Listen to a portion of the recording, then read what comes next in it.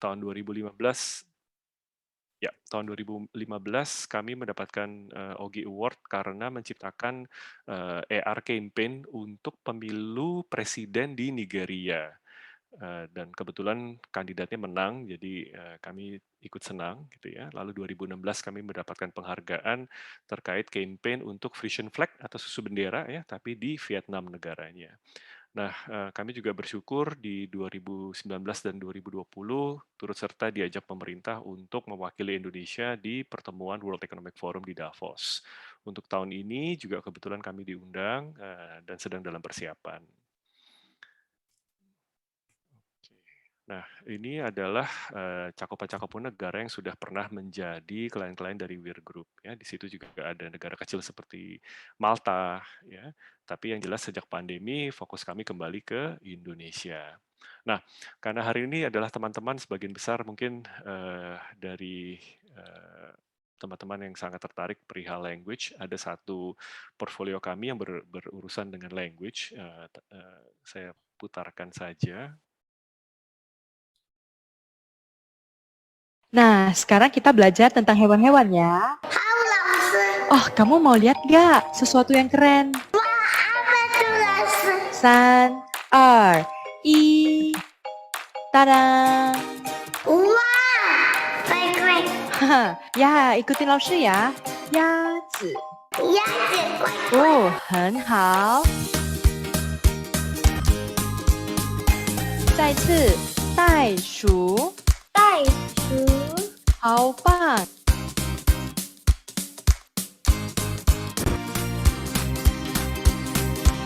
学习哈尼真有趣，玩意义在这个学习吧，拜拜。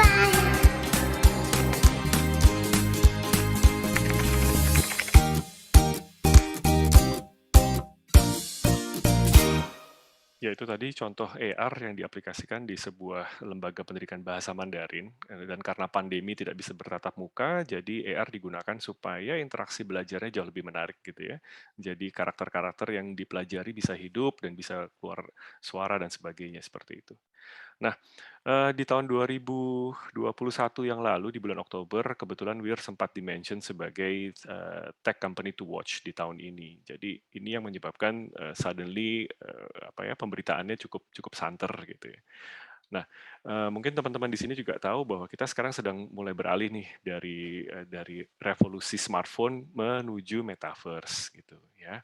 Nah, metaverse itu apa? Basically gabungan dari AR, VR dan AI. Mungkin sederhananya kalau saya bisa jelaskan lewat gambar di sini gitu ya. Hardware-nya ada di sisi kiri, kontennya ada di sisi kanan, dan dunianya ada di tengah. Semua itu menggunakan platform atau teknologi ada yang dasarnya adalah blockchain. Nah, dalam blockchain itu tentunya ada kriptonya dan ada NFT-nya. Ini kurang lebih yang bisa digambarkan secara visual apa sih itu metaverse. Dalam dunia nyatanya mungkin sederhananya seperti ini ya. Hardware-nya adalah pesawat terbang, mobil, kereta api dan kendaraan-kendaraan lain. Kontennya adalah kita sendiri gitu ya, rakyatnya, bangunannya, animal dan sebagainya. Lalu di situ ada central government tentunya ya, ada mata uangnya dan ada sertifikat-sertifikat yang menyatakan kepemilikan kita seperti itu.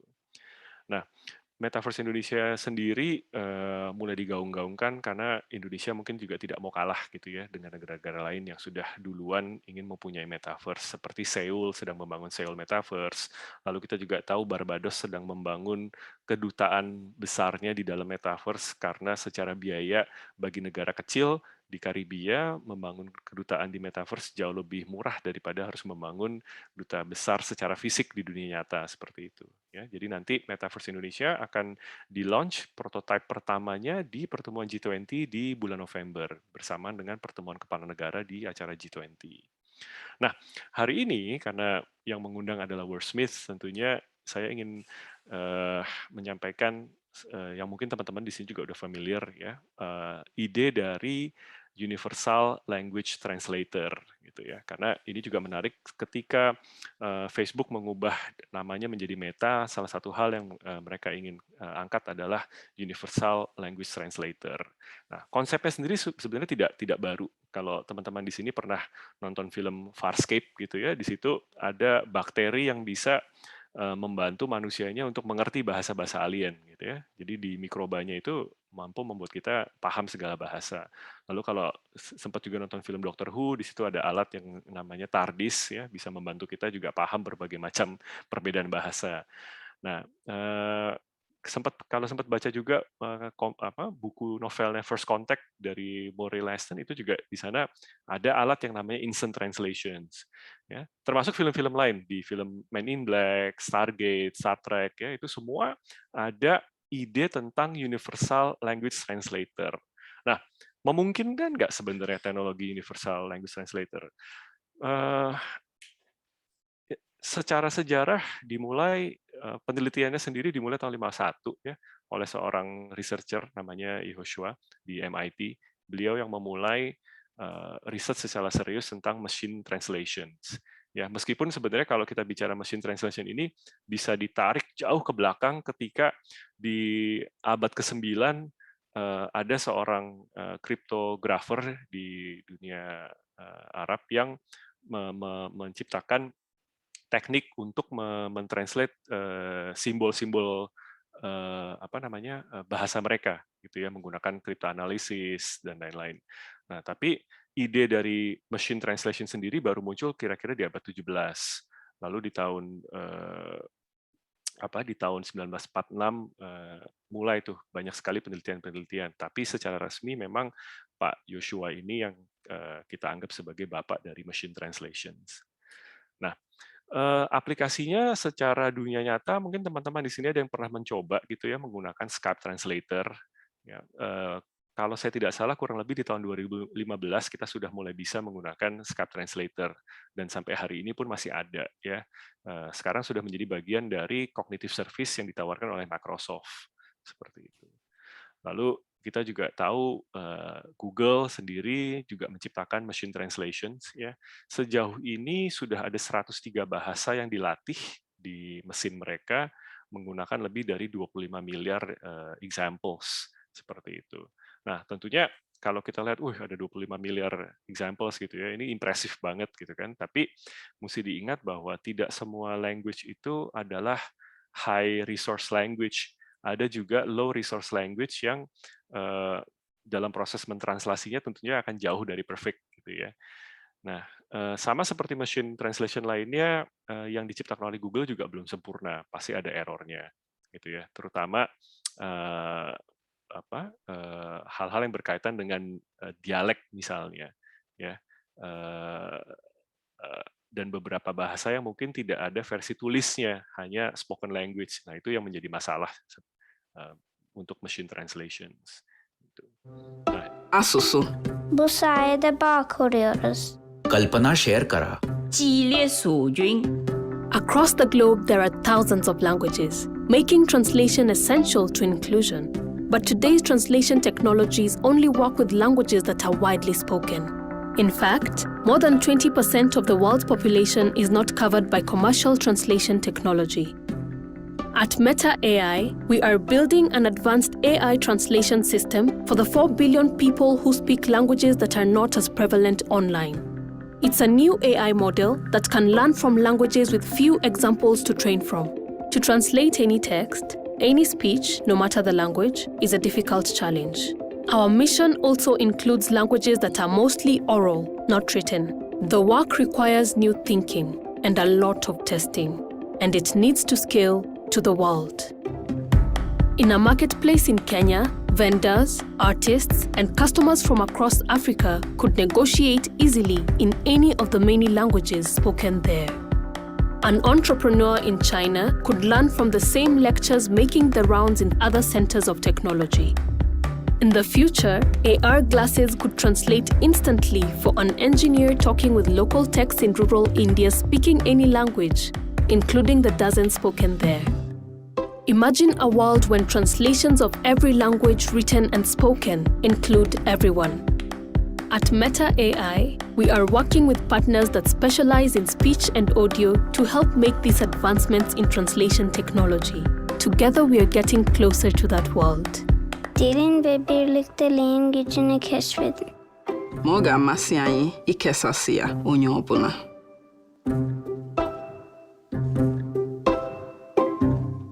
Nah, itu tadi video dari Meta yang menggambarkan mimpi mereka gitu ya, menggunakan AR glasses ketika berbicara dengan orang lain bisa langsung ditranslasikan di kacamata AR-nya.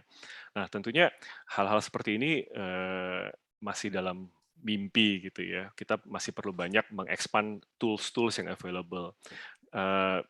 Secara mesin biasanya direct speech to speech translation itu masih merupakan sebuah problem ya. Karena membutuhkan data yang lebih besar.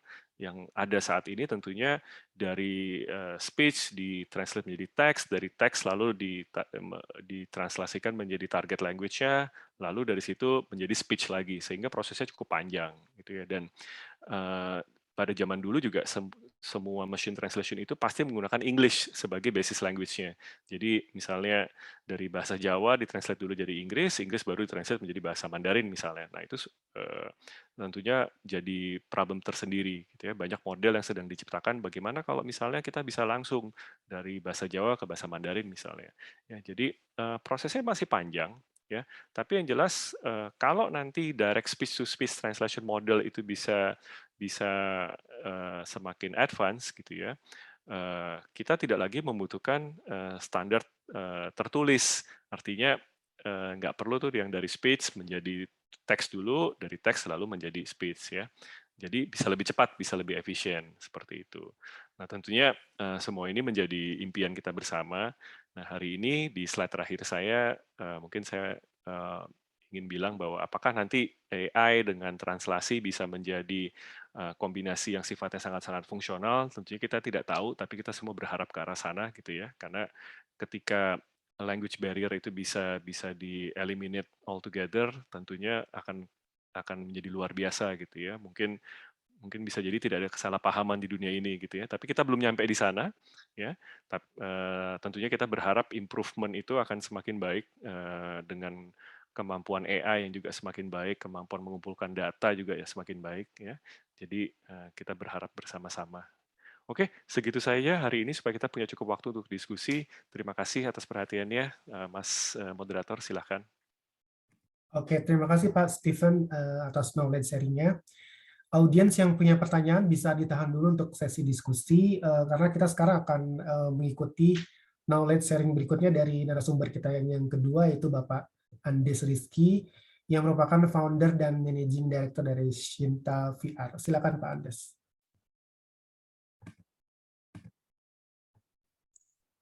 Ya, terima kasih Pak Iskandar.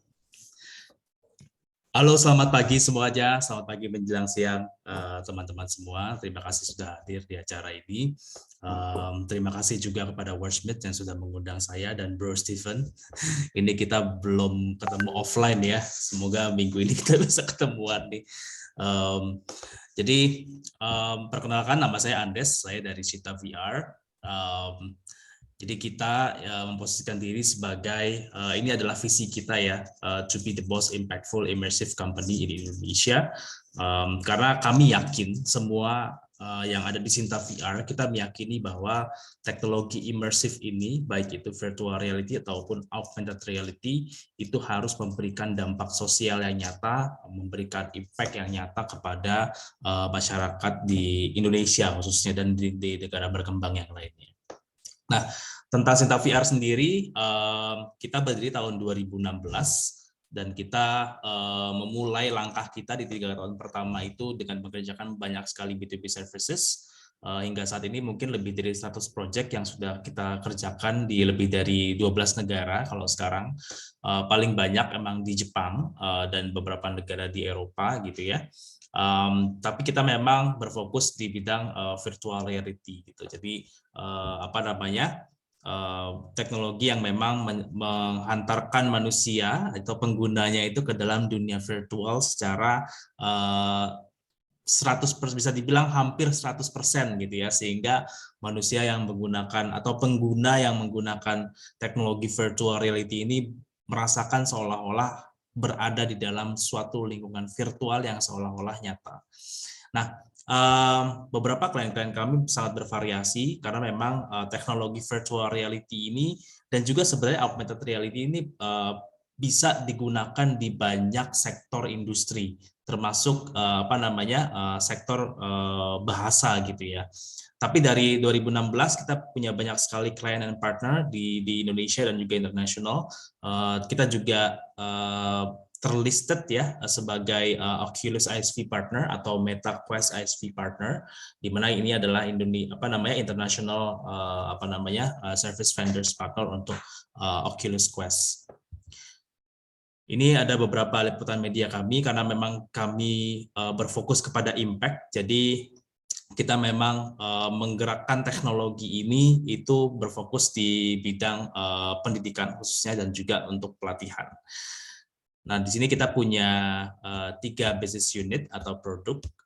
Mungkin ini yang akan menjadi bahan diskusi kita ya, bahwa kami mempunyai platform di mana semua orang bisa membuat konten VR-nya mereka sendiri tanpa harus ngoding gitu ya, yang kami namakan Melia Lab gitu.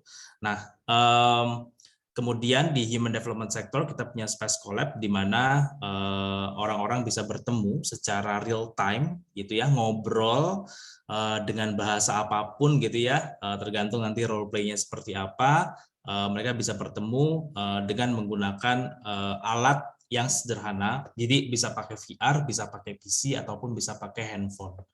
Terus kemudian di New Media and Entertainment kita punya virtual character system yang bisa merubah siapapun menjadi virtual karakter, dan tentunya bisa dimasukkan ke dalam teknologi metaverse atau dunia metaverse. Nah, ini mungkin singkat aja tentang Melia Lab. Ini adalah all-in-one platform for K-12 education. Jadi di mana guru-guru di Indonesia itu sekarang bisa membuat konten VR-nya mereka sendiri tanpa harus ngoding. Seperti kalau dilihat di video ini, ya tinggal drag and drop gitu ya, nggak perlu coding, nggak perlu pakai PC yang mahal, terus semuanya bisa dibuat secara instan dengan berbagai template yang sudah ada, terus kemudian langsung diberikan kepada muridnya. Nah, muridnya menikmatinya lewat handphone gitu. Nah, handphonenya itu bisa pakai mode VR atau bisa pakai mode 3D biasa. Nah, ini yang kita ciptakan dan kita luncurkan di 2019 kemarin, di mana mungkin di video ini kita bisa melihat ya bagaimana kami mencoba mendemokratisasi teknologi virtual reality ini ke sekolah-sekolah di seluruh Indonesia.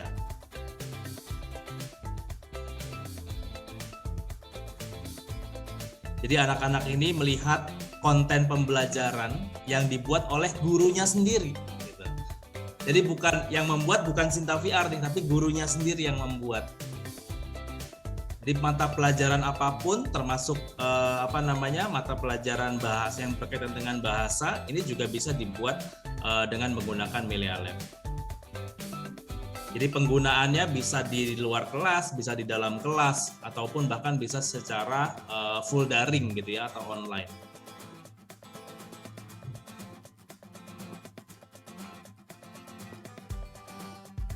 Nah, ini gurunya menerangkan, dia membuat konten ini dan dia juga sembari memberikan arahan kepada murid-muridnya.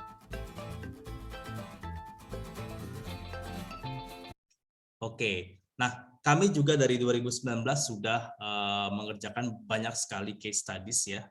Jadi bisa dibilang dari 1.800 siswa di 10 provinsi yang kita uji cobakan dengan menggunakan virtual reality.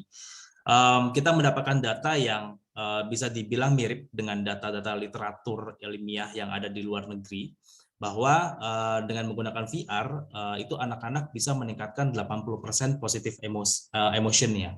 Jadi mereka akan lebih happy, lebih bahagia dalam belajar apapun itu pelajarannya, dari sains, sosial, bahasa dan sebagainya. Dan juga improve 94% pemahaman gitu. Jadi mereka akan lebih paham ketika disimulasikan dengan menggunakan virtual reality gitu. Dan peningkatannya hingga 94%. Terus kemudian beberapa quantitative research juga kita membandingkan pembelajaran dengan menggunakan VR dan menggunakan metode konvensional, Di mana di situ ada grafik bahasa Inggris gitu ya, pembelajaran bahasa itu bisa diskenariokan dan itu bisa meningkatkan perbandingan nilai rata-rata siswa gitu. Jadi bahkan kalau di rata-rata semuanya itu penggunaan VR itu bisa meningkatkan average score itu 53% di dalam kelas kalau dibandingkan dengan metode konvensional. Nah, ini adalah juga kegiatan kami yang kami lakukan bersama guru-guru di seluruh Indonesia dari tahun 2019. Ini video yang kami lakukan sebelum COVID ya.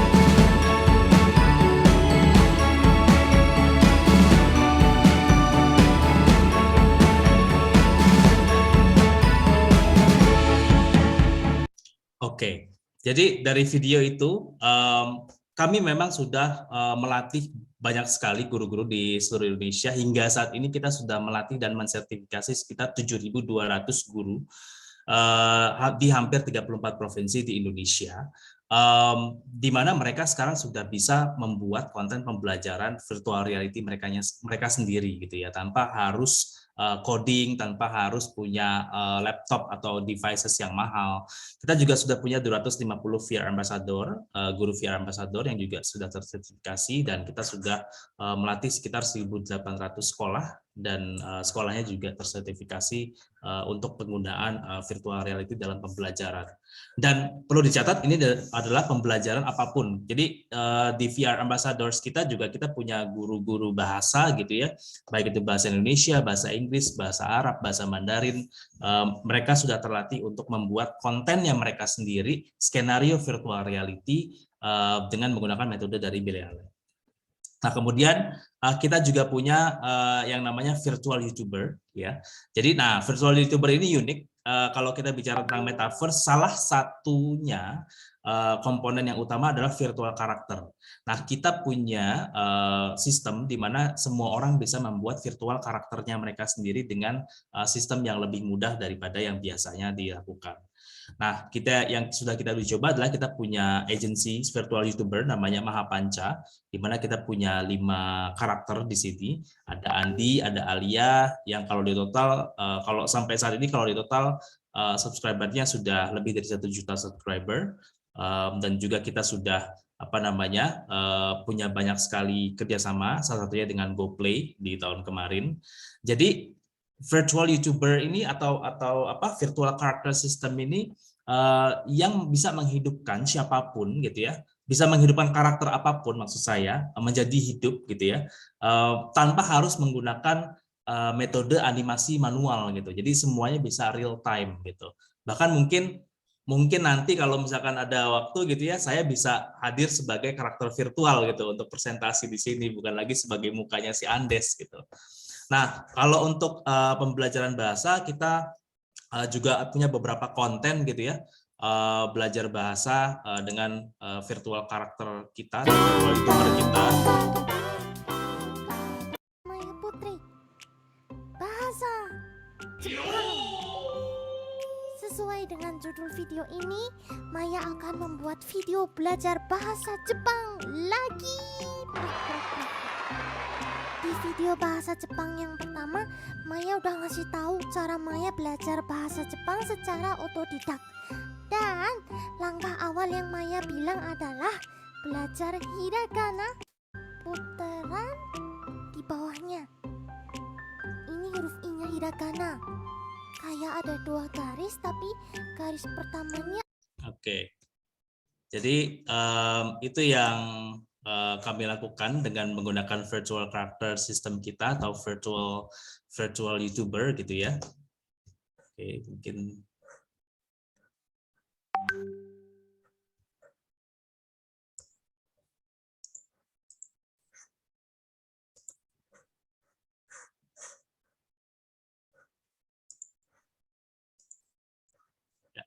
sudah terlihat lagi screen saya, tadi kayaknya sempat ngeblank ya. Oke, terus yang ketiga adalah kita punya Space Collab, di mana di Space Collab ini kita bisa bertemu gitu ya secara online, secara di dunia virtual dengan menggunakan multi devices, yaitu bisa menggunakan HP, bisa menggunakan PC atau bisa menggunakan alat VR. Nah, salah satu yang sudah menguji coba adalah Kejaksaan Agung Republik Indonesia. Waktu kita sudah menguji cobakan untuk simulasi sidang gitu ya, di mana yang berpura-pura jadi terdakwanya itu ada di ruangan satu lagi, terus kemudian hakimnya ada di ruangan yang berbeda, terus yang satu lagi itu ada di tempat yang berbeda, yang satu di Tangerang gitu. Jadi semuanya bisa ketemu secara avatar melalui si Space Collab ini gitu. Nah, ini mungkin beberapa aplikasi atau penggunaan yang sudah kami lakukan.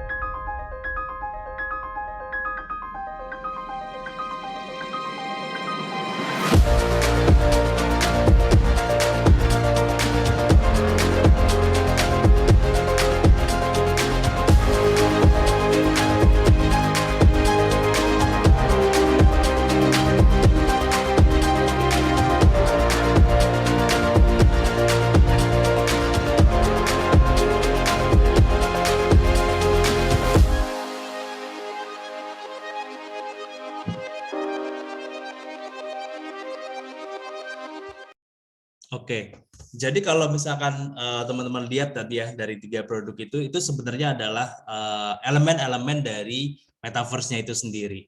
Nah, mungkin tadi dari Pak Steven sudah menjelaskan banyak ya bagaimana metaverse ini dan teknologi-teknologi pendukungnya yang lain itu bisa digunakan untuk sektor bahasa dan mempermudah manusia untuk mengerti bahasa-bahasa lain secara universal gitu.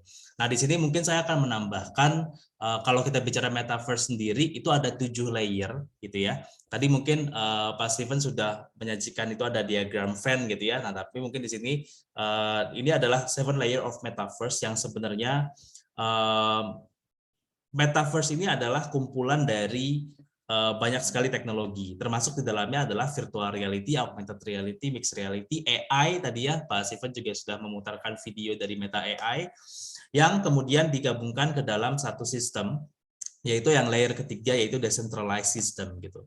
Di mana decentralized system itu desentralisasinya itu banyak sekali, mulai dari blockchain, microservices gitu ya, edge computing dan lain sebagainya.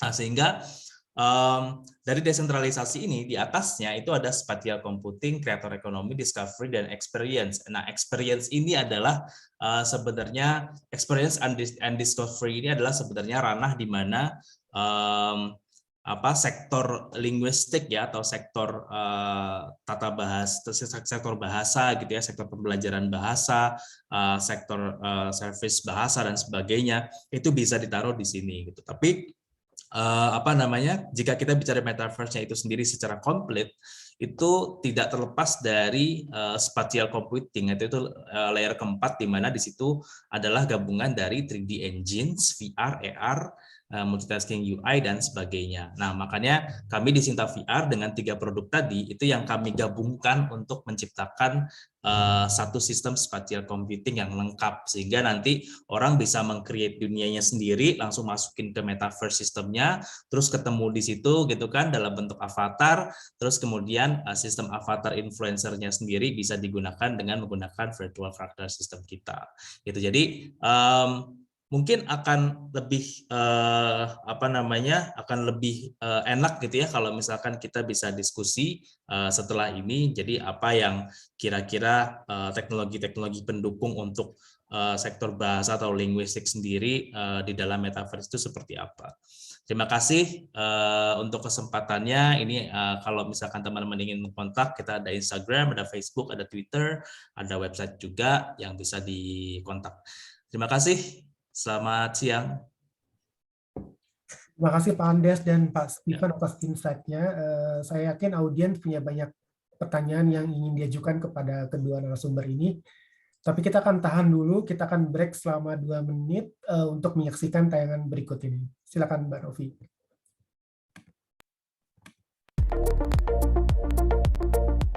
Do you have documents to translate? Do you need interpreter services for your conference? How about your website? Do you need to create a new content or revamp the old one? Are you in the middle of building a brand image and need copywriting to engage with your audience? Or are you looking for a company to work on your annual and sustainability report? Introducing Wordsmith Group. We are one of the most established language service solutions providers in Indonesia, with a combined experience of over 20 years. Our clients consist of blue-chip companies, international NGOs, creative and digital agencies, as well as leading law firms. We also serve international clients. Do you know that all of our translators are full members of the Association of Indonesian Translators? We also work with highly qualified local and international vendors to ensure the quality of our services. Our copywriters, proofreaders, and editors have at least 5 years of experience each. And last but not least, every file we work on goes through multiple quality control stages to maintain the highest standards. Now, how can we help you? These are our services.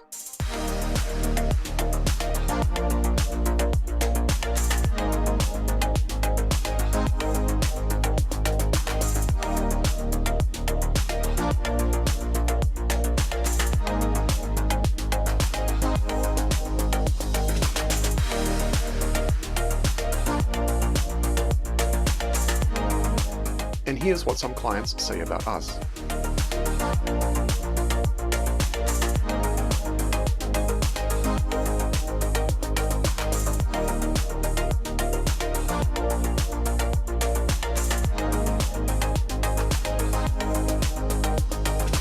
Contact us with your inquiries. Wordsmith Group, because words matter. Oke, pada sesi berikut ini saya akan menanyakan beberapa pertanyaan baik untuk Pak Stephen maupun Pak Andes. Pertanyaan pertama yang ingin saya tanyakan adalah mengenai tentunya tema besar dari webinar saat ini adalah tantangan ya dari segi bahasa untuk pengembangan metaverse khususnya di Indonesia. Jika metaverse akan menjadi dunia multibahasa, maka tentu saja dibutuhkan layanan bahasa seperti penerjemahan untuk menghilangkan language barrier ketika para pengguna di seluruh dunia berinteraksi, seperti halnya mereka berinteraksi di dunia nyata. Masalahnya penerjemahan secara real-time juga tetap membutuhkan waktu dan delay yang tak bisa dihindari ya Pak ya, karena untuk menerjemahkan membutuhkan waktu, yang kedua ada delay saat penerjemahan diproses oleh komputer. Berikutnya, jika memang terjadi interaksi sosial di ruang virtual, antara pengguna bahasa yang berbeda, tentu akan ada waiting period ketika percakapan antar pengguna diterjemahkan. Nah, ini juga suatu tantangan gitu ya dalam dunia metaverse, terutama mungkin ketika terjadi ada transaksi antara orang-orang dari belahan dunia yang berbeda dan menggunakan bahasa yang berbeda gitu. Kemudian pertanyaan yang berikutnya, apakah nantinya masing-masing pengguna akan memiliki translator sendiri atau siapa yang akan melakukan penerjemahan interpretasi nantinya gitu ya, idealnya apakah human linguist atau mesin? Silakan Pak Stephen dulu mungkin. Oke. Kalau ditanya siapa yang menerjemahkan, tentunya AI masih standar karena dalam dunia metaverse AI menjadi apa ya, mempunyai peran yang penting untuk membantu dalam proses komunikasi. Gitu. Nah, tentunya kenapa metaverse menjadi ada sekarang karena beberapa teknologi itu sifatnya sudah semakin mature gitu ya. Mungkin Andes bisa cerita nanti tahun 2010 yang namanya alat VR itu belum se-mature hari ini, belum belum menjadi alat yang lebih mudah dibeli oleh konsumen seperti itu ya. Jadi hal-hal seperti teknologinya, lalu AI-nya itu semua sudah semakin berkembang sehingga metaverse menjadi mungkin. Termasuk juga teknologi-teknologi kepemilikan seperti blockchain untuk proof of ownership-nya, proof of existence-nya. Nah, itu semua menjadi teknologi-teknologi penting yang memungkinkan metaverse itu bisa ada pada hari ini. Nah, sebenarnya gini Mas Iskandar, selain bahasa, di metaverse juga ada tantangan. Metaverse itu kan tidak mungkin cuma ada satu gitu ya, pasti ada banyak metaverse. Yang menjadi tantangan dari sisi teknologi selain language-nya adalah interoperability antara satu aset di satu metaverse jika itu mau dibawa ke metaverse yang lain. Itu juga menjadi tantangan sebenarnya, Mas Iskandar. Berbeda mungkin dengan teknologi web 2.0 saat ini semuanya bisa di-solve dengan sebuah hyperlink gitu ya. Tapi kalau di metaverse itu belum belum nyampe ke sana. Mudah-mudahan bisa segera sampai.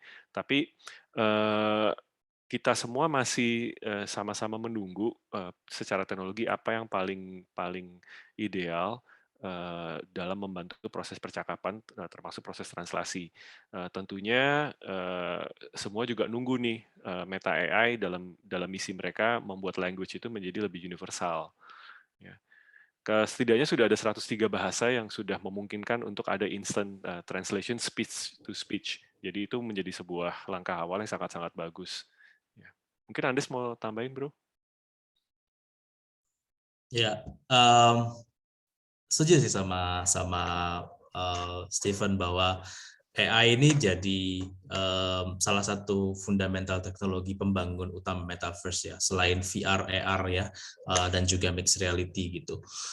Kenapa? Jadi tidak hanya dari segi bahasa sebenarnya, bahkan dunianya pun itu bisa di-create dengan AI gitu. Jadi misalkan kalau misalkan saya mau, tadi kan kalau Melia Lab dia drag and drop gitu ya, kalau misalkan teman-teman lihat videonya, bisa jadi nanti saya tinggal ngomong, saya mau ada meja dong di situ, terus tiba-tiba langsung ada meja, cek gitu kan. Saya mau ada lukisan Mona Lisa dong di situ, terus tiba-tiba ada lukisannya, tek gitu. Saya mau ada NFT saya dong di situ, terus kemudian langsung muncul gitu. Jadi word creation di dalam metaverse itu sendiri juga bisa dilakukan dengan artificial intelligence, dan saya rasa Meta juga sedang membangun itu ya, Steven ya, bahwa kita cuma bilang saya mau liburan di pantai, terus tiba-tiba ada pantainya, set gitu langsung tercreate dengan dengan secara instan gitu.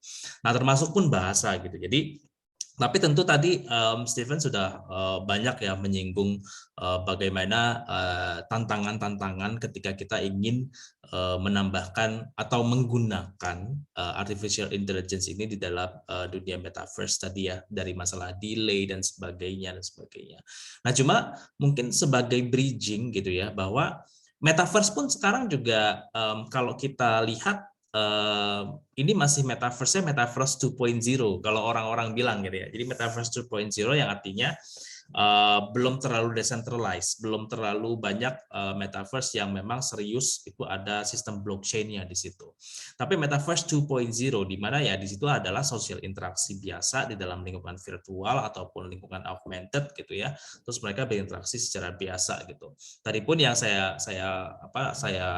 tampilkan yang Space Collab itu masih masuknya metaverse 2.0 bukan metaverse yang web 3.0 gitu. Nah, tapi orang sekarang lagi nyebrang nih. Orang sekarang lagi nyebrang dari 2.0 ke 3.0. Nah, ini ada jembatan nih gitu. Saya selalu menganalogikan gitu, ini orang-orang lagi nyebrang dari metaverse 2.0 ke 3.0. Mereka akan lewat jembatan gitu. Nah, di jembatan inilah sebenarnya kita bisa memulai langkah untuk mendapatkan lebih banyak feedback, lebih banyak insight untuk kita bisa menyediakan metaverse 3.0 yang benar-benar menyenangkan untuk semua orang, termasuk kalau kita menyinggung atau ingin mengaplikasikan di ranah bahasa ini atau tata bahasa ini gitu. Jadi ketika lagi di jembatan itu bisa jadi hal yang mungkin lebih mudah untuk dieksekusi adalah kita bisa menciptakan interpreter dari metaverse interpreter. gitu kan. Kalau Steven sekarang jadi Chief Metaverse Officers gitu ya, kenapa nggak ada penerjemah Metaverse gitu kan di dunia Metaverse gitu. Karena di Sinta VR pun kita juga ada beberapa yang kita hire baru posisinya. Yang satu itu Metaverse kameramen, jadi kameramen Metaverse itu benar-benar kita hire, baru masuk orangnya hari ini. Terus yang kedua event organizer Metaverse.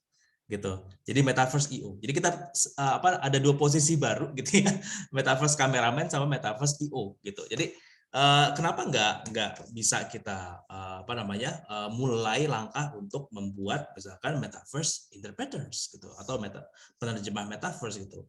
Sembari kita menunggu AI ini sudah semakin dewasa sehingga nanti akan lebih mudah gitu ya. Mungkin bisa dibilang otomatisasi ini akan mempermudah interpreter metaverse-nya nanti gitu ya. Walaupun yang saya yakini adalah tidak menghapus interpreter ini 100% gitu ya, tapi mempermudah kegiatannya mereka ketika mereka hadir di dalam dunia metaverse-nya itu sendiri gitu. Di metaverse, jadi para interpreter ini pun juga nanti misalkan WordSpeed ya dia bisa punya bisnis di real world, terus bisa punya juga bisnis di metaverse world gitu kan. Karena ke metaverse itu ya semua orang bisa masuk dari segala penjuru dunia gitu ya, dari Afrika, dari Eropa, dari mana-mana gitu ya, dari Timur Tengah dan sebagainya. Dan disitulah butuh mungkin peran dari institusi-institusi seperti WordSmith ini gitu. Itu sih kalau menurut saya. Jadi di bridging di jembatannya itu aja dulu kita perhatiin apa nih yang kira-kira bisa kita eksekusi lebih mudah gitu. Ya. Gitu sih. Ya. Mungkin sedikit nambahin Mas Iskandar, ya, dari berita yang kami baca di Meta AI sendiri, 5 tahun terakhir mereka sudah mampu membangun sistem AI untuk mentranslasikan 30 bahasa utama, 30 main language gitu. Jadi ya tentunya itu sebuah progres ya. Makin lama pasti makin banyak sih. Oke, sebenarnya saya penasaran seberapa akurat penerjemahan yang dilakukan oleh AI, karena saya percaya kalau penerjemahan itu idealnya hasilnya lebih baik kalau diterjemahkan oleh orang yang mengerti kebudayaannya, karena kan bahasa itu bagian dari kebudayaan. Nah, itu bagaimana tuh Pak? Itu fungsi manusianya sebenarnya yang harus selalu memasukkan data dan mengajari mesin supaya semakin sempurna. Seperti itu. Kalau kita tahu di dunia art sudah ada AI yang bisa menghasilkan sebuah lukisan dengan 1 baris algoritma dan bisa dijual seharga 6 miliar karena AI tersebut diberikan akses kepada data lukisan-lukisan yang begitu banyak. Jadi ribuan lukisan di era Renaissance itu dimasukin sehingga mereka mampu menghasilkan lukisan sendiri. Gitu ya. Nah, it's a matter of time sebelum AI-nya mampu untuk memahami hal-hal yang berkaitan dengan bahasa seperti tadi Mas Iskandar sampaikan sih. Oke, kelihatannya ada yang ingin bertanya. Silakan audiens siapapun itu yang ingin bertanya bisa langsung meng-unmute. Sebenarnya ada pertanyaan dari Bapak siapa nih, di Pak Martiadi, mungkin bisa menanyakan langsung Pak. Dia bertanya mengenai, apakah ada orangnya di sini Pak Martiadi? Halo, selamat siang Pak. Halo. Halo, selamat siang. Kedengaran suara saya Pak? Oh iya, ya Pak. Ya. Pak.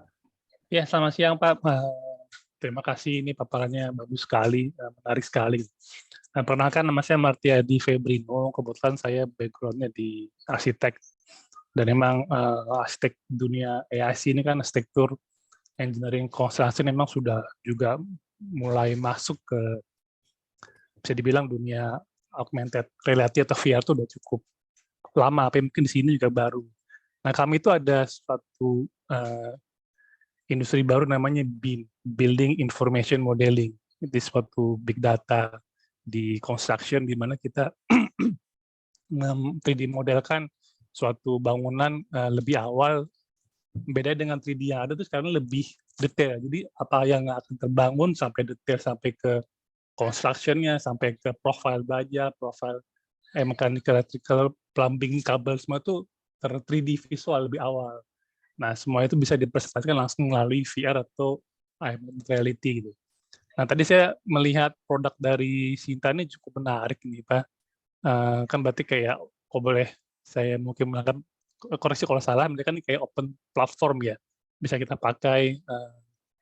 Tadi kan menyontohkan memakai di dunia pendidikan. Nah, pertanyaan saya, bisa nggak dipakai di arsitektur? Gitu. Gimana kami bisa upload 3D yang bisa kami buat dari software yang udah ada nih, kayak tadi ada SketchUp, ada AutoCAD atau Revit, apa software arsitektur lainnya, diaplikasikan ke dalam VR atau augmented reality produk dari Sinta ini, atau ada yang lainnya gitu mungkin. Itu aja sih. Terima kasih. Oke. Terima kasih pertanyaannya Pak Martiadi. Ini langsung saya jawab aja ya Pak Iskandar ya. Silakan. Ya, ya jadi apa yang dilakukan oleh Melia Lab itu memang mempermudah orang-orang untuk membuat konten virtual reality-nya mereka sendiri, Pak. Gitu. Jadi dan kenapa kita pertama kali berfokus di dunia pendidikan, karena yang menginginkan solusi ini adalah yang paling besar adalah dunia pendidikan. Nah, kalau kita bicara tentang arsitektur, itu banyak sekali ya cabangnya kan kalau arsitektur itu. Cuma kalau kita bicara virtual reality atau augmented reality gitu ya, atau bahkan metaverse-nya itu sendiri, ada satu tantangan sebenarnya Pak Martiadi. Tantangannya adalah bagaimana cara kita membuat satu lingkungan virtual atau satu lingkungan metaverse gitu ya, yang dimana di situ pasti lebih dominannya 3D. Gitu.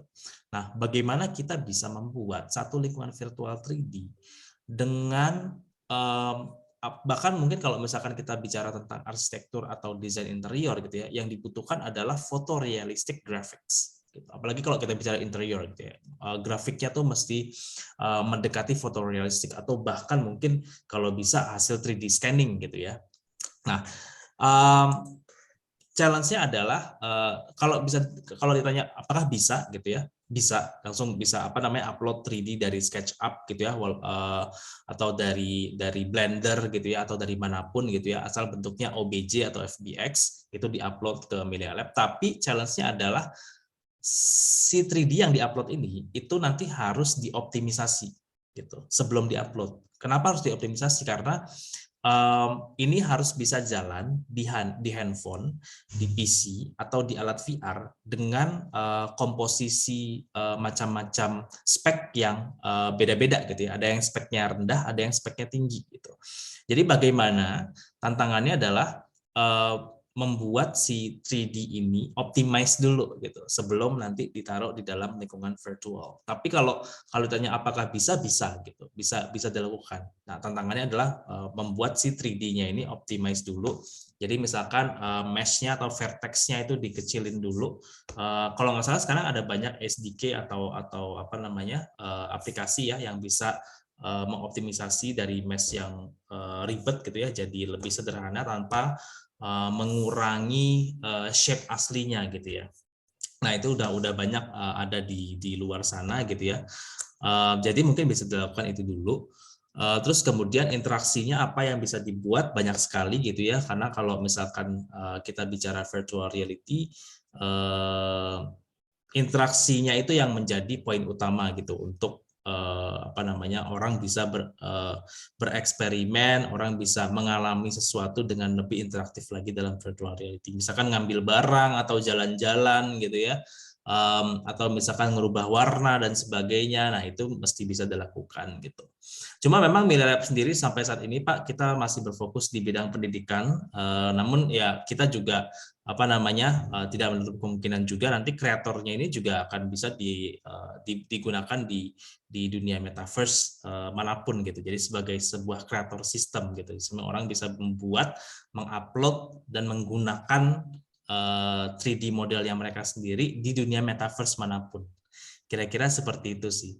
Nah, kalau tadi bicara masalah BIM gitu ya, itu menarik banget bahwa BIM ini juga menjadi salah satu teknologi yang saya rasa bisa cocok dengan dunia metaverse. Mungkin itu sih kalau misalnya yang bisa saya. Terima kasih Mas. Ya itu memang menarik sih. Kedepannya kan berharap ada platform seperti kayak Melia Lab ini bisa masuk ke industri arsitektur karena cukup besar ini pemakaiannya dengan Kami juga sangat terbantu kan kalau ada, apalagi kalau karya Indonesia yang bisa kita aplikasikan dalam dunia AC ini.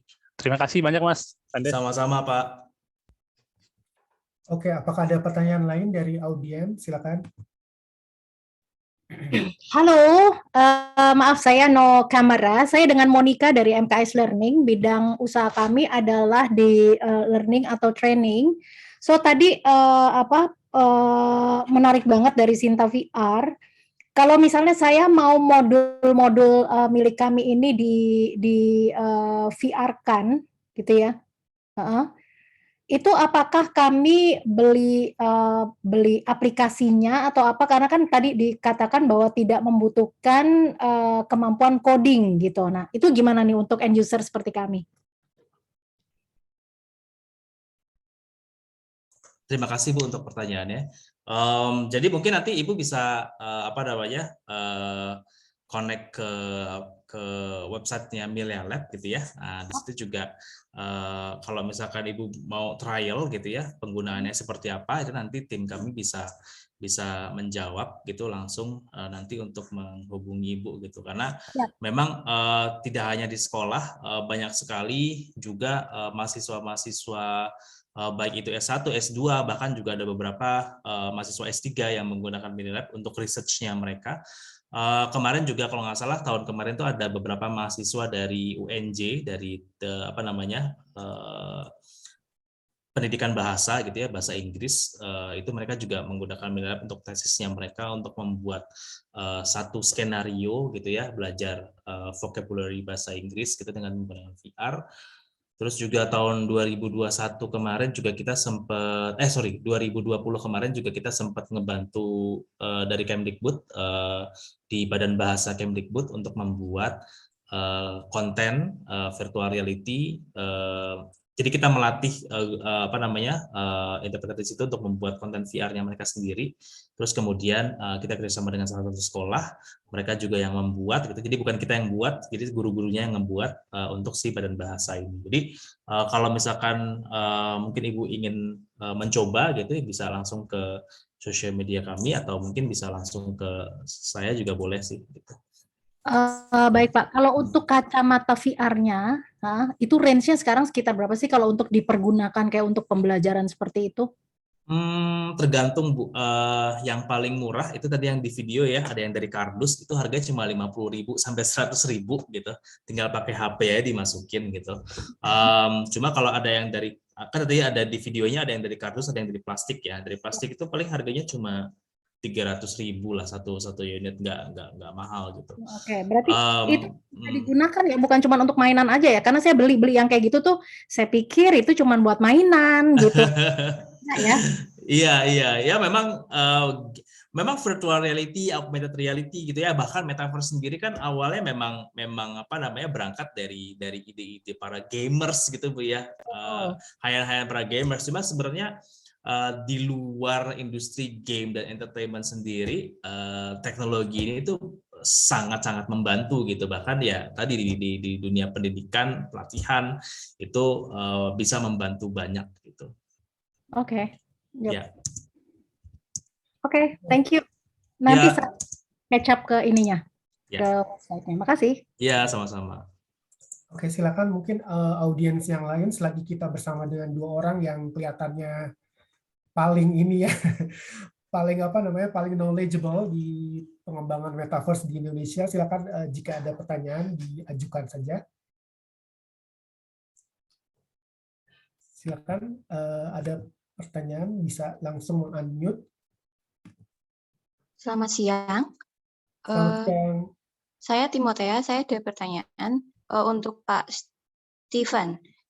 Dari sekian industri yang ada di Indonesia, industri apa yang paling membutuhkan adopsi metaverse disertai aspek linguistik yang paling mendukung? Terima kasih. Baik, terima kasih Bu Timotea. Kalau ditanya industri apa yang paling membutuhkan metaverse, Mungkin gini, mungkin saya akan balik. Industri yang paling bisa mendrive metaverse adalah industri entertainment. Itu Ibu Timothy ya, karena sama seperti internet di tahun 93, tentunya ada certain industri yang akhirnya mendorong internet itu menjadi sebuah sarana yang banyak digunakan oleh publik. Mungkin Ibu masih ingat ketika dulu handphone baru keluar masih ada tombolnya gitu ya. Ibu-ibu kalau ke toko handphone bilangnya, Mas, saya mau beli handphone yang bisa Facebookan. Ya, mereka nggak bilang nyari handphone yang bisa buat internet untuk browsing, karena padahal di situ ada tombol internetnya. Ya, jadi itu sih yang kami lihat bahwa untuk saat ini yang jelas industri entertainment yang pasti akan mendorong metaverse. Nah, berkaitan dengan language sebenarnya itu tadi ya. Universal Language Translator itu menjadi holy grail-nya teman-teman di industri teknologi seperti Google, seperti Meta, karena satu hal yang yang bisa mereka ingin solve adalah komunikasi gitu ya, kolaborasi yang tidak lagi terbatas oleh kemampuan bahasa. Nah, itu yang menjadi challenge. Kalau kita lihat tadi di materi saya, sudah dari tahun 1951, machine translation itu dikembangkan sampai hari ini, ya Ibu mungkin bisa lihat sendiri hasilnya seperti apa gitu ya. Selain yang high resources language, yang low resources language akan sangat-sangat sulit. Mudah-mudahan menjawab Ibu Timothy ya. Oke, saya ada satu pertanyaan nih untuk kedua bapak-bapak. Pernah melakukan survei nggak audiens atau pengguna ini memasuki dunia metaverse dengan tujuan apa ya? Apa yang mereka expect ketika mereka, oke, saya mau memasuki dunia metaverse nih, dari sisi user. Apakah mau tadi itu entertainment, games, atau membeli sesuatu mungkin? Ada pernah melakukan survei gitu? Tergantung motivasinya, Mas Iskandar. Tentunya banyak metaverse di luar sana yang sifatnya berangkatnya dari game gitu ya. Mungkin kita tahu ada game Second Life di awal tahun 2000-an. Nah, di sana kan memang game itu sifatnya untuk bersosialisasi dengan alter ego kita. Pada saat itu mungkin hal terdekat dengan metaverse ya Second Life gitu. Lalu di anak-anak sekarang kalau kita lihat mereka masuk ke dunia mereka di Fortnite, di Roblox, tentunya buat mereka juga untuk bermain dan bersosialisasi. Selain mereka juga melakukan transaksi-transaksi kecil mungkin ya, beli skin, beli weapon, dan lain-lainnya, seperti itu. Jadi tergantung motivasi.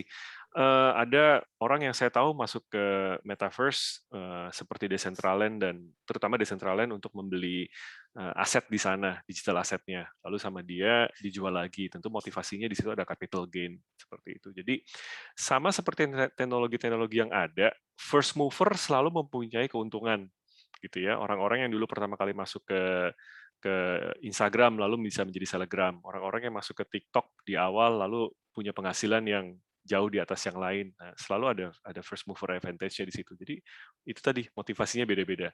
Andes saya tahu motivasinya di edukasi gitu ya, karena Sinta VR punya misi yang menghasilkan impact. Metaverse Indonesia yang lagi dibangun di WIR juga sama. Di sini ada misi kearifan lokal, misi yang harus kita bawa untuk nge-bridge digital gap di Indonesia, gitu ya. Termasuk di situ ada transformasi urusan healthcare dan lain-lain. Ya, jadi kurang lebih seperti itu, Mas Iskandar. Andes, monggo. Mas Andes gimana? Iya, ini menarik sih sebenarnya ya, kalau ditanyain gitu. Cuma kalau dibalikin lagi gitu ya, secara pengertian metaverse-nya itu sendiri, di mana metaverse ini adalah dunia yang beyond gitu ya, atau di depan atau lebih dibandingkan ekspektasi di dunia nyata gitu. Nah, sebenarnya secara filosofis mungkin aku akan menambahkan dari segi psikologis ya. Jadi orang itu masuk ke metaverse itu mereka cuma pengen jadi diri mereka sendiri. That's it. Itu kalau ditelisik sampai dalam-dalamnya gitu. Mereka ingin menjadi dirinya mereka sendiri. Dalam artian ya, ketika mereka masuk dalam dunia metaverse, mereka jadi avatar apa segala macam dengan preferensinya mereka sendiri. Bahkan mungkin secara bahasa, mungkin mereka juga ada preferensinya gitu ya. Misalkan Andes ini di dunia metaverse itu pengen dikenal tuh pengen mengekspresikan dirinya sebagai avatar yang misalkan pakai jaket kulit gitu ya, rock and roll gitu ya, terus mukanya di apa namanya digambar-gambar gitu ya, terus apa gitu yang nggak bisa saya lakukan di dunia nyata. Terus saya apa namanya lebih pengen komunikasinya dalam bahasa Jepang misalnya, atau dalam bahasa Prancis gitu, atau dalam bahasa apapun gitu. Nah, itu yang sebenarnya orang inginkan ya dari dalam hatinya mereka itu ke metaverse. Nah, di atasnya itu interaksi-interaksi sosial gitu ya. Mau main game bareng, mau nonton konser bareng gitu, mau belajar bareng gitu ya. Atau bahkan mungkin tadi Pak Steven sempat nyinggung gitu ya, untuk investasi gitu ya, kayak orang-orang beli tanah di Decentraland atau di Sandbox atau dimanapun gitu. Apa namanya, mereka membeli itu untuk bisa dijual lagi dengan harga yang lebih tinggi karena cryptocurrency-nya mereka supply demand-nya itu punya kenaikan gitu, sehingga ketika lagi naik ya udah gue jual di tanah gue gitu. Jadi segala social interaction yang ada di situ, mulai dari cuma main-main nongkrong bareng gitu ya, atau ngobrol bareng, ngopi bareng, walaupun kopinya kopi virtual gitu ya, risolnya risol virtual gitu, gorengannya gorengan virtual, belajar bareng gitu, sampai ke investasi bareng gitu. Tapi pada intinya semua social interaction itu adalah mengerucut kepada apa namanya, inner apa ya, kenyamanan kita gitu. Di metaverse itu kita bisa mengekspresikan diri dengan segala sesuatu yang kita pengen, yang kita mau, kita pancarkan di situ. Nah, itu sebenarnya inti dari si pengguna metaverse itu pengennya apa gitu. Nah, tinggal dari sosial interaksinya itu ya mereka tinggal pilih masing-masing mereka mau ngelakuin apa di sana gitu. Kira-kira itu sih kalau dari saya, nambahin. Oke, kalau memang keywordnya adalah interaksi sosial antara kita gitu ya dengan orang lain, dan kita bisa memilih identitas kita sendiri. Misalnya seperti di film Ready Player One mungkin ya. Apakah mungkin misalnya saya ini sebagai orang Indonesia gitu, saya memilih untuk berinteraksi dengan orang Jepang. Apakah saya di dunia metaverse bisa berbahasa Jepang dengan bantuan mesin translation tadi itu?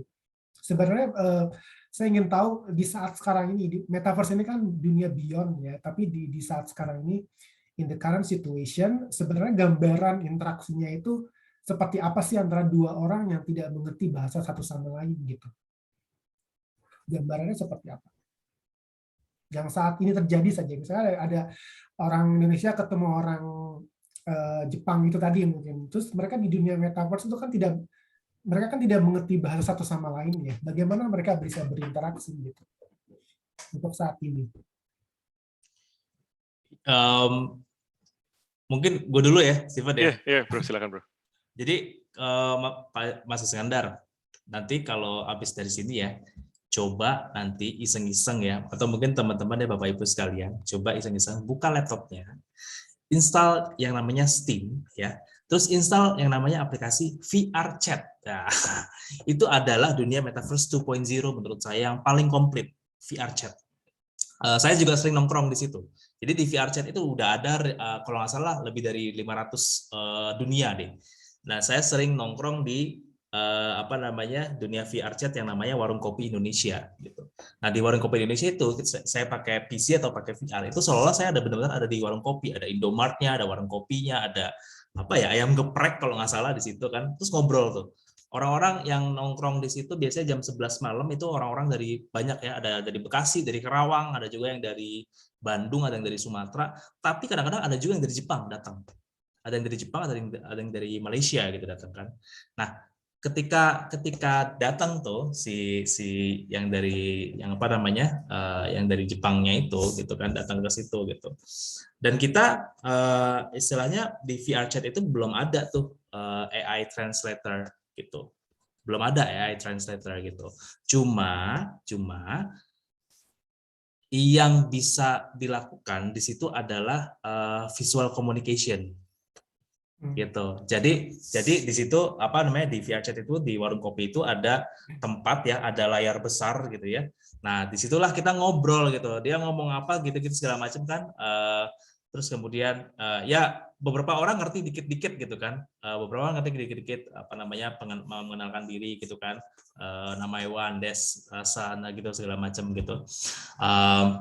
Tapi kalau misalkan lagi pengen ngejelasin atau cerita sesuatu gitu ya tentang anime atau apa, atau kehidupan mereka di Jepang lagi apa gitu, dia tinggal apa namanya, ngeklik si layarnya itu, terus kemudian dia cari link gitu ya, terus pakai visual communication. Mungkin saat ini seperti itu tuh apa namanya, komunikasi yang saya lakukan di VR Chat gitu, dan teman-teman yang ada di sana gitu. Jadi dia ngomong pakai bahasa Jepang, tapi juga dia di sebelahnya ada visualisasinya gitu. Jadi mungkin itu yang bisa ngebantu kita nih orang-orang di VR Chat yang sering main di situ untuk ngerti, oh maksud lo tuh ini, maksudnya tuh ini gitu.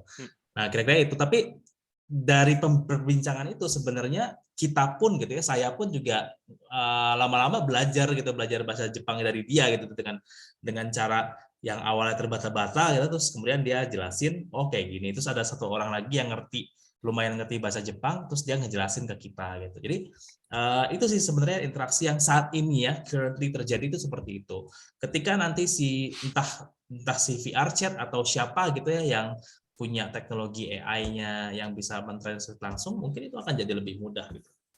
Itu yang sekarang terjadi ya, yang saya sering main gitu ya.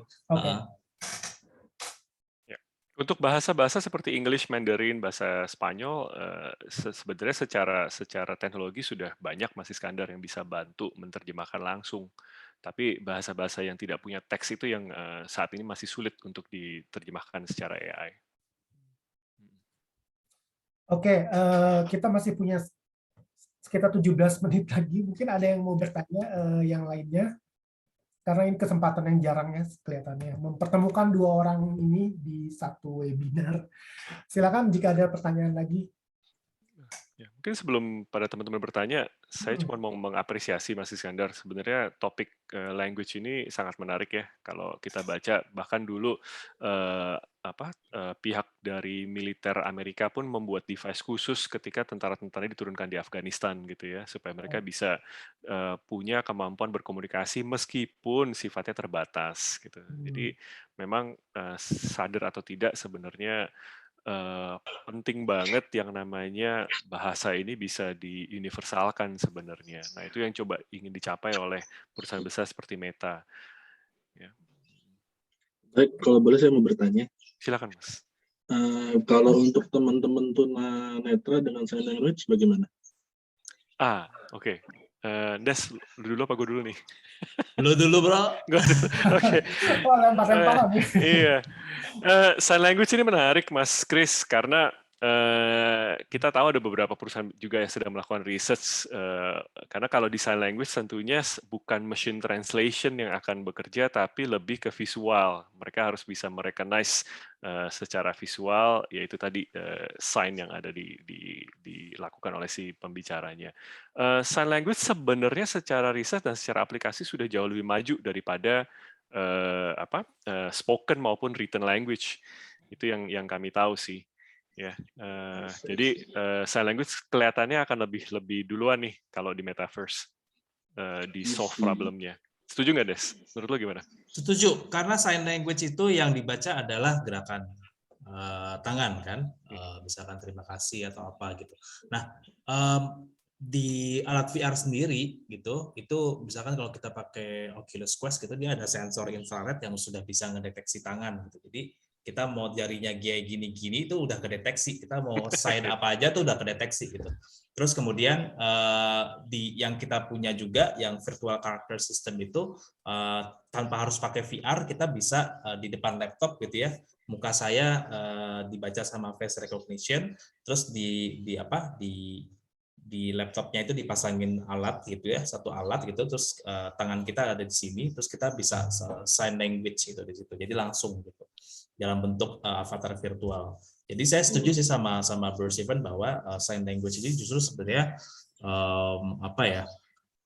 mungkin lebih mudah ya, karena tidak ada tantangan dari dialek itu sendiri gitu. Jadi bisa jadi akan bisa jadi apa ya, aplikasi yang lebih mudah untuk diadaptasi di dunia metaverse itu sendiri gitu. Sama seperti tadi ya, yang visual apa namanya, yang memberikan satu pengetahuan atau komunikasi secara visual itu gitu. Karena tidak ada dialek sama sekali gitu. Sign language juga sama sih menurut saya. Dan saya yakin di luar sana juga sudah banyak ya yang apa namanya, punya research ke arah sana. Kira-kira itu sih kalau dari saya. Terima kasih. Oke, silakan yang lain mungkin. Apakah ada pertanyaan lagi? Silakan. Halo, selamat siang. Saya Krisya. Saya mau bertanya. Ini untuk Bapak Andes. Kita kan selalu mendengar hingar-bingar mengenai metaverse dan sedang booming ya. Tapi menurut Bapak, apa yang menjadi downside dari metaverse itu sendiri? Terima kasih. Apa yang menjadi apa tadi? Kurang kedengaran. Downside, sisi negatifnya. Oh, downside. Oke. Ya, terima kasih pertanyaannya. Wah, ini downside. Ini kalau dari saya ya, kalau dari saya ditanyain downside dari metaverse itu apa? Sebenarnya downside ini yang lebih nanti kita pikirkan gitu ya, saya sebagai developer perusahaan developer VR gitu ya, yang kita pikirkan adalah tentang privacy identity itu sendiri gitu. Nah, tadi nyambung nih dengan apa yang saya tadi ceritakan tentang sebenarnya orang tuh masuk metaverse karena mereka pengen jadi dirinya sendiri gitu. Nah, pengen jadi dirinya sendiri ya, Andes yang mungkin setiap hari pakai kemeja gitu ya, atau mungkin untuk meeting casual pakai hoodie, jaket gitu dan sebagainya. Mungkin dirinya sendiri Andes itu ya, di mobil biasanya mungkin ngedengerin lagunya rock and roll gitu ya, Kiss, Black Sabbath atau apa gitu kan. Terus saya mau di metaverse tadi ya, saya bilang pakai jaket kulit, jaket jeans robek-robek gitu ya, pakai Harley Davidson dan sebagainya. Tapi those identity atau identitas itu yang si Andes ini keluarkan di dalam dunia metaverse itu harus dilindungi. Itu harus menjadi sebuah privacy identity dan juga dengan segala jenis preferensinya. Misal, Andes kalau di dunia metaverse lebih milih motor Harley Davidson dibandingkan pakai mobil Porsche misalkan gitu ya. Tapi Harley Davidson-nya warnanya kayak gini, terus modifikasinya seperti ini. Nah, itu adalah preferensi yang sebenarnya muncul dari dirinya Anda sendiri sebagai salah satu komponen identitas virtual si Andes. Nah, ini yang harus dilindungi. Nah, makanya di metaverse yang ideal itu ada yang namanya blockchain system kan. Nah, blockchain system ini salah satunya adalah untuk melindungi gitu ya, untuk melindungi informasi-informasi atau identitas-identitas ini gitu. Jadi supaya tidak salah digunakan oleh pihak-pihak tertentu gitu. Kalau misalkan orang tahu ternyata Andes sebenarnya kayak gini gitu, pihak-pihak tertentu mungkin bisa memanfaatkan itu gitu ya, untuk berbagai hal gitu.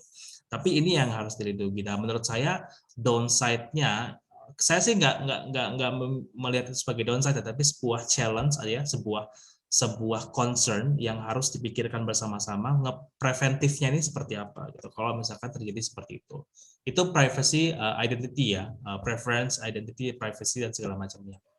Terus kemudian yang kedua adalah kalau misalkan dari segi kesehatan mungkin ya, banyak orang yang mengira bahwa kalau terlalu lama di metaverse nih lupa nih sama dunia nyata gitu ya, dia bakal jadi lebih antisosial gitu kan, di dunia nyata dia nggak ngapa-ngapain itu. Tapi jangan lupa bahwa metaverse itu tidak hanya virtual reality. Metaverse itu juga ada unsur augmented reality, di mana augmented reality itu interaksinya justru di dunia nyata, bukan di dunia virtual. Gitu. Jadi kalau misalkan Bapak Ibu dulu pernah ya 2016 lalu pernah dengar game namanya Pokemon Go, itu orang interaksinya di dunia nyata, bukan di dunia virtual. Mereka pergi ke ujung gedung mana gitu ya, cuma untuk cari Pokemon gitu.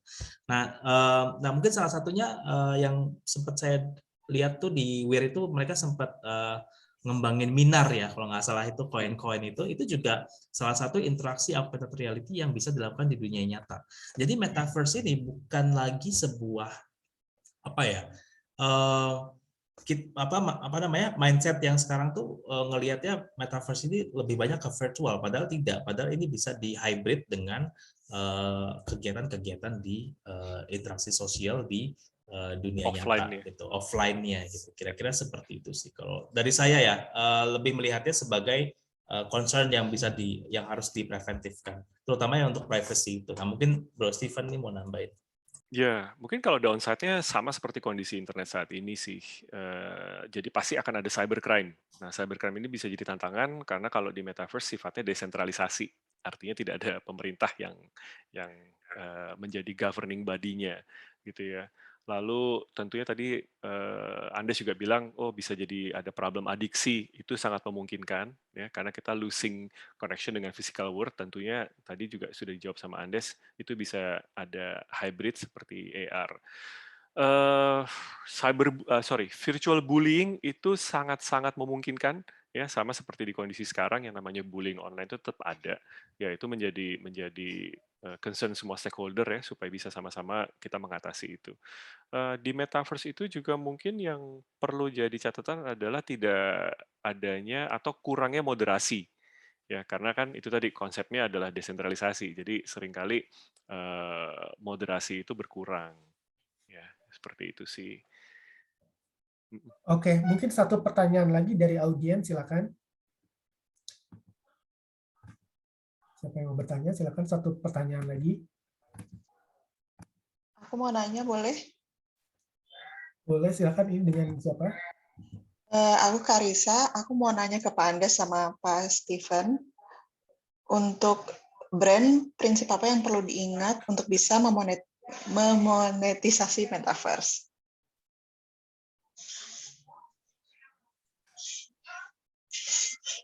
Silakan. Silakan Wir. Ini kalau udah ngomong brand, Wir nih jagonya nih. Iya. Oke deh. Oke, jadi kalau pertanyaannya berkaitan dengan brand, tentunya sekarang kita banyak mendengar perusahaan-perusahaan seperti Nike, seperti apalagi ya, Gucci, LV sudah mulai masuk ke ranah metaverse. Bahkan mereka punya itu tadi posisi yang namanya Chief Metaverse Officer. Salah satu tugasnya Chief Metaverse Officer di sisi brand adalah menjaga brand image-nya, menjaga misi dari brand-nya, dan secara visual juga di platform-platform metaverse yang ada. Karena platform metaverse tidak cuma satu gitu ya, pasti akan ada banyak, dan brand biasanya ingin terlibat di semua platform-platform yang populer seperti itu. Jadi tentunya standar ya mesti dijagain, brand image-nya, brand visualnya, visi misi dari brand tersebut tetap harus di-maintain dengan baik di platform-platform metaverse tersebut, seperti itu. Dan sama seperti misalnya Bank JP Morgan, kita tahu bulan lalu buka cabang pertama di Decentraland. Yang dilakukan bukan memberikan transaksi, tapi simply membangun lounge di sana, lalu ada harimaunya jalan-jalan gitu ya. Karena sifatnya di situ masih gimmicky, tapi memberikan kesempatan buat anak-anak muda ini, generasi-generasi tech forward ini, untuk bisa mulai belajar tentang brandnya si JP Morgan. Ya, jadi dari sisi brand yang perlu diingat adalah metaverse ini isinya anak-anak yang tech forward. Jadi penting untuk bisa hadir di metaverse karena disitulah future customer-nya teman-teman dari sisi brand. Ya, intinya jangan ketinggalan, tapi juga tidak perlu panik saya mesti ngapain. Tidak harus menjadi yang pertama, bisa wait and see gitu ya. Tapi yang jelas dari sisi industri advertising sendiri kita tahu veteran seperti Martin Sorrell saat ini justru sedang mulai aktif juga untuk melihat akuisisi baru dari sisi metaverse, apa yang bisa dilakukan untuk brand seperti itu. Des, monggo. Ya, tadi udah lengkap sih sebenarnya ya dari Bro Steven ya. Ya kalau untuk brand sebenarnya kan kita sudah bisa di artikel juga sudah banyak brand yang sudah masuk ke ranah metaverse gitu. Tapi pada intinya sih sebenarnya brand hadir gitu ya di dalam metaverse itu sebenarnya untuk menambahkan experience itu aja dulu. Itu aja dulu. Gitu. Karena orang-orang yang apa namanya tadi Bro Steven bilang tech forward gitu ya, mereka ini melihat brand itu mungkin bisa melihat dari dua sisi gitu ya, dan terutama bagaimana kita bisa istilahnya menganalisis loyalty-nya mereka di dalam apa namanya untuk melihat si brandnya itu sendiri. Gitu. Nah, beberapa hal yang unik sebenarnya kalau misalkan kita mereferensi dari misalkan ada apa di dunia metaverse yang sangat terkenal Sandbox gitu ya, itu sudah ada banyak brand tuh, ada Atari gitu ya, ada apa namanya bahkan personal branding kayak Snoop Dogg gitu juga ada di situ kan, terus beberapa galeri NFT juga ada di situ, bahkan kalau nggak salah ada Walking Dead gitu ya, kalau film Walking Dead itu juga naruh di situ gitu. Cuma balik lagi gitu ya, ketika kita experience di situ, hal yang pertama mereka lakukan adalah sebenarnya untuk mengentertain semua orang yang ada di situ. Bukan untuk apa namanya secara direct gitu ya, langsung memperkenalkan misalkan kalau misalkan kita ngomongin financial institution gitu ya, bank misalkan. Enggak masuk metaverse tuh ujuk-ujuk bikin customer service di sana gitu, enggak kayak gitu karena siapa yang mau ke sana gitu kan. Tapi yang perlu dilakukan adalah yaitu mengentertain orang-orang yang akan masuk ke situ dulu gitu, terus memperkenalkan diri dari situ gitu. Itu yang dilakukan oleh brand-brand apa namanya di luar negeri juga yang masuk ke metaverse yang sudah besar ya, seperti Decentraland ataupun Sandbox atau metaverse yang lainnya gitu. Cara mereka memperkenalkan diri, mempositioningkan diri itu adalah dengan cara mengentertain para penggunanya itu dulu. Itu aja dulu. Oke, jika tidak ada yang bertanya lagi, maka jawaban dari Bapak Andes tadi menutup sesi webinar kita hari ini.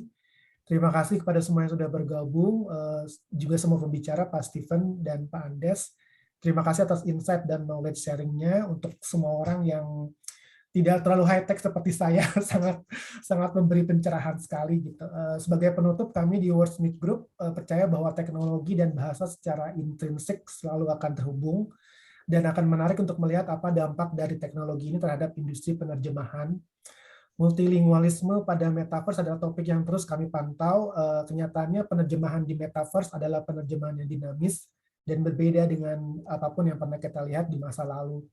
Saat teknologi berkembang, begitu pula jasa berbasis bahasa, dan kami di Wordsmith Group excited untuk menjadi bagian dari masa depan yang penuh peluang ini. Akhir kata, terima kasih sekali lagi atas semua pihak yang sudah membantu terselenggaranya webinar ini, termasuk Disrupto, media partner. Semoga diskusi kita pagi ini bisa memberikan manfaat yang besar bagi kita semua. Saya undur diri dulu. Have a great Monday. Terima kasih semuanya. Terima kasih Andes. Terima kasih semuanya, Bapak Ibu sekalian, teman-teman. Terima kasih sudah hadir. Bro Steven, terima kasih. Pak Iskandar, terima kasih banyak. Sampai ketemu lagi. Sampai ketemu. Terima kasih.